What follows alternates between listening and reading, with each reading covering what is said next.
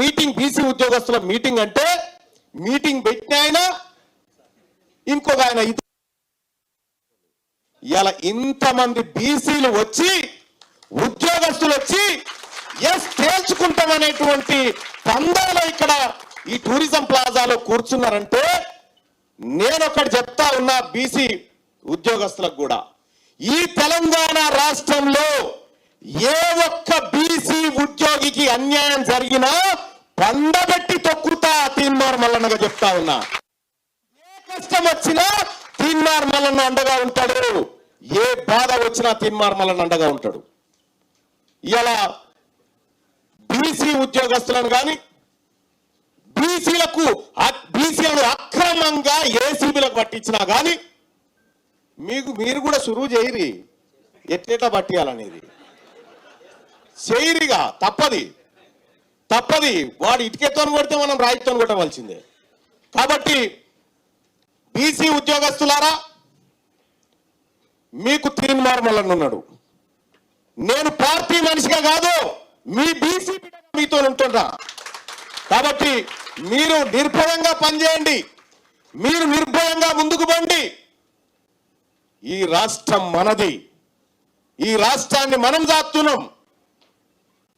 ఇలా ఒక్కొక్క నియోజకవర్గం లెక్కలు తీస్తా ఉంటే షాక్. చాలా మంది ప్రతిరోజు రోజుకో బాంబు క్యూ న్యూస్ లో ఏంది ఇట్లా జరుగుతుందని. ఉద్యోగ సోదరులారా, అదే కాదు, ఇవాళ కేవలం 6.98% ఉన్నారా? ఎంతమంది ఉన్నారు? ఓసీలు ఎంత? 6.98% ఉన్నారు. 6.98% ఉన్న వాళ్ళకు 10% ఈడబ్ల్యూఎస్ రిజర్వేషన్ అంట. 10% ఈడబ్ల్యూఎస్ రిజర్వేషన్ ఇస్తారట. 100కి 60% ఉన్న బీసీలకు మాత్రం 27% రిజర్వేషన్ ఇస్తారట. ఇది నడవది, ఈ దాదాగిరి నడవది. ఈ పగటిని దోపిడిని ఆపకపోతే అది ప్రజా ఉద్యమంగా మారక తప్పదు. ఆ ఉద్యమంలో మీరంతా ఖతం కాక తప్పదు. ఈడబ్ల్యూఎస్ కోటా ఎంతమంది ఉన్నారు? అందులో ఎకనామికల్ వీకర్ సెక్షన్స్ వాళ్ళు ఎంతమంది ఉన్నారు?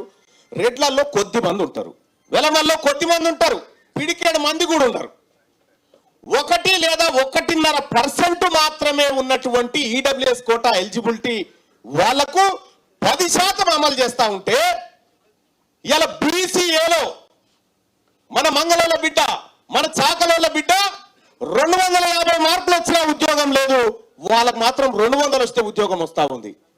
ఈ రిజర్వేషన్లు మీరు గునకడం కోసం దేలే, వెనకబడ్డటువంటి బిడ్డలను ముందుకు తీసుకురావాలనేది రిజర్వేషన్ల ఉద్దేశం. క్యూ న్యూస్ ఛానల్లో పనిచేయటకు అనుభవం గల సీనియర్ డిజిటల్ మార్కెటింగ్ వారు కావాలను. సంప్రదించవలసిన నెంబర్ 8688926084. qnewsads@gmail.com ను సంప్రదించండి. లైక్ చేయండి,